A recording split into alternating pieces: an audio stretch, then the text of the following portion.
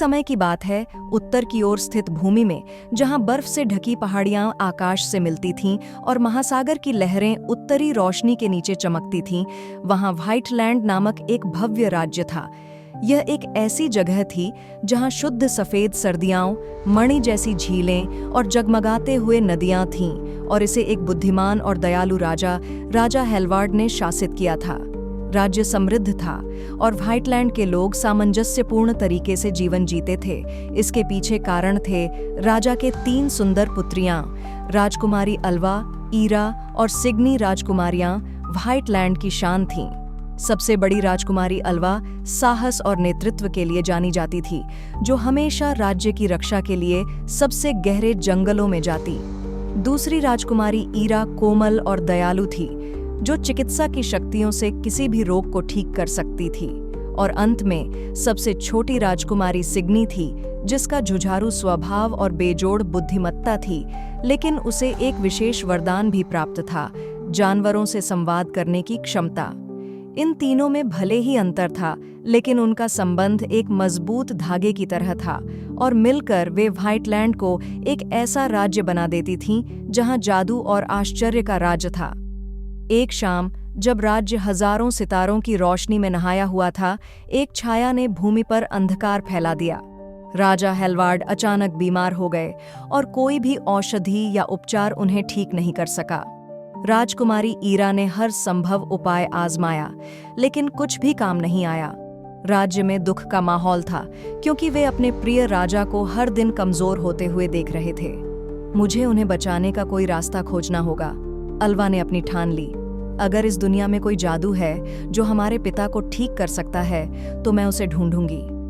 इस प्रकार तीनों राजकुमारियां व्हाइटलैंड की सीमाओं से बाहर एक यात्रा पर निकल पड़ीं, एक ऐसी यात्रा जो उन्हें अनजानी भूमि में ले जाएगी, जहां खतरे छिपे थे और किंवदंतियां उनका इंतजार कर रही थीं। यात्रा की शुरुआत ध्वनियों के वन से हुई, एक ऐसी जगह जिसे जादुई माना जाता था, जहां पेड़ों की सरसराहट दूर देशों के रहस्यों को उजागर करती थी।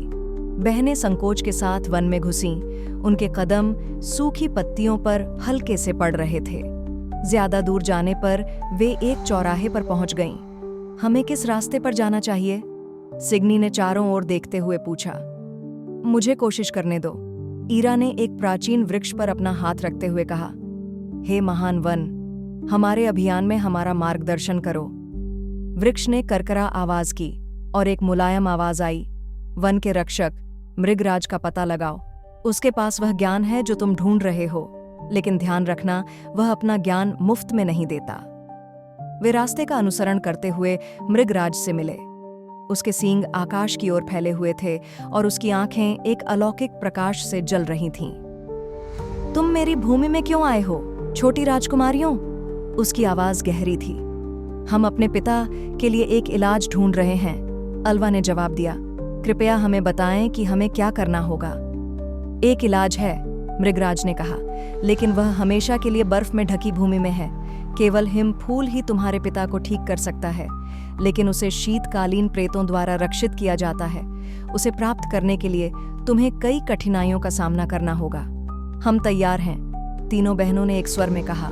मृगराज उनके साहस को देखकर प्रभावित होकर बोले, फिर मैं तुम्हें अपने वन से गुजरने की अनुमति देता हूँ। ध्यान रखना, आगामी यात्रा तुम्हारे दिलों और आत्माओं की परीक्षा लेगी। और इस प्रकार वे वन के और भीतर बढ़ने लगीं। पहाड़ियों का रास्ता कठिन था और ठंड उनके हड्डियों तक समा रही थी। हर कदम बर्फीली हवा के खिलाफ एक संघर्ष था जो उन्हें पीछे धकेलने की कोशिश कर रही थी। यहीं पर राजकुमारी सिग्नी का वरदान अत्यंत उपयोगी साबित हुआ। उसने पर्वत के गरुड़ों को आह्वान किया ताकि वे संकरे, घुमावदार रास्तों से उनकी मार्गदर्शन करें।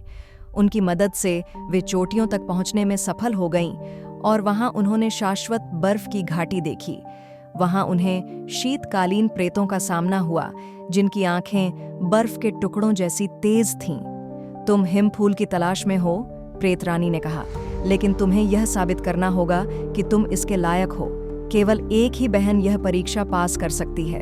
अल्वा बिना किसी संकोच के आगे बढ़ी। मैं तुम्हारी परीक्षा दूंगी। प्रेत रानी की आंखों में उत्सुकता आई। ठीक है, तुम्हारी परीक्षा शक्ति और इच्छा की होगी। अगर तुम असफल हुई तो तुम हमारे जैसे बन जाओगी, हमेशा के लिए इस स्थान पर बंधी रहोगी। राजकुमारी अलवा ने अपनी पूरी शक्ति के साथ लड़ा। उसका तलवार शीत प्रेत रानी की बर्फीली तलवार से टकराती रही। लड़ाई तेजी से बढ़ी। उसका दिल जोर से धड़क रहा था, लेकिन अलवा ने हार नहीं मानी। अंत में एक आखिरी वार में उसने प्रेत रानी की तलवार को तोड़ दिया और सभी प्रेत हवा में गायब हो गए। तुमने परीक्षा पास कर ली, हिमफूल तुम्हारा है। कांपते हुए हाथों से अलवा ने वह चमकता हुआ नीला फूल तोड़ा और उसे सावधानी से अपनी जेब में रख लिया। हमारे पास जो चाहिए वह अब हमारे पास है, उसने मुस्कुराते हुए कहा, हालांकि उसकी आंखों में थकावट साफ दिख रही थी। उनकी यात्रा अभी खत्म नहीं हुई थी। उन्हें क्रिस्टल झील को पार करना था, एक ऐसी जगह जहां पानी कांच की तरह साफ था और वहां की परछाइयां न केवल व्यक्ति की रूप रंग दिखाती थीं, बल्कि उनके दिल का सत्य भी उजागर करती थीं। कहा जाता था कि अगर किसी के दिल में कोई गहरा रहस्य हो तो झील उसे खोल देती थी। जब वे पानी के किनारे पहुंची तो उन्हें एक बर्फ की नाव तैरती हुई दिखी। हम इसी से पार करेंगे, अलवा ने सुझाया। जब वे आधे रास्ते पर पहुंचे तो झील में हलचल होने लगी और परछाइयां बदलने लगीं। हैरानी की बात यह थी कि पानी ने उन्हें वैसा नहीं दिखाया जैसा वे थे, बल्कि वे जिससे डरते थे उन्हें वैसा दिखा। अलवा ने खुद को बिना उद्देश्य के एक योद्धा के रूप में देखा, ईरा को एक ऐसी हीलर के रूप में देखा जो किसी को भी बचा नहीं सकती थी, और सिग्नी को एक ऐसे नेता के रूप में देखा जो अपनी प्रजा की रक्षा नहीं कर सकती थी। यह सही नहीं है, ईरा ने अपनी बहनों को सांत्वना देते हुए कहा। हम डर से अधिक शक्तिशाली हैं। तभी झील में हलचल हुई और एक विशाल नाग जल के नीचे से बाहर निकला। तुम्हारे दिलों में संदेह है, उसने फुफकारते हुए कहा। केवल वे लोग जो अपने आप में विश्वास रखते हैं वे पार कर सकते हैं। साहस जुटाकर ईरा ने नाग का सामना किया। हमारे दिलों में संदेह हो सकता है, लेकिन वे हमें परिभाषित नहीं करते। हम अपने डर से अधिक हैं। नाग एक पल रुका, उसकी आंखें तीखी हो गईं। तुम पास हो, उसने फुसफुसाया और नाव आसानी से दूसरी ओर पहुंच गई। उनकी यात्रा का आखिरी हिस्सा प्रकाश की भूमि तक था, एक ऐसी जगह जहां सूर्य कभी अस्त नहीं होता और हवा में जादू झिलमिलाती रहती थी। यहाँ उन्हें ऑरेकल, एक शुद्ध प्रकाश से बना अस्तित्व मिला। तुमने बहुत लंबा सफर तय किया है व्हाइटलैंड की राजकुमारियों, उसने कहा, लेकिन तुम्हारी यात्रा अभी खत्म नहीं हुई है। हमें और क्या करना होगा? सिग्नी ने पूछा। उसकी आवाज में थकान थी।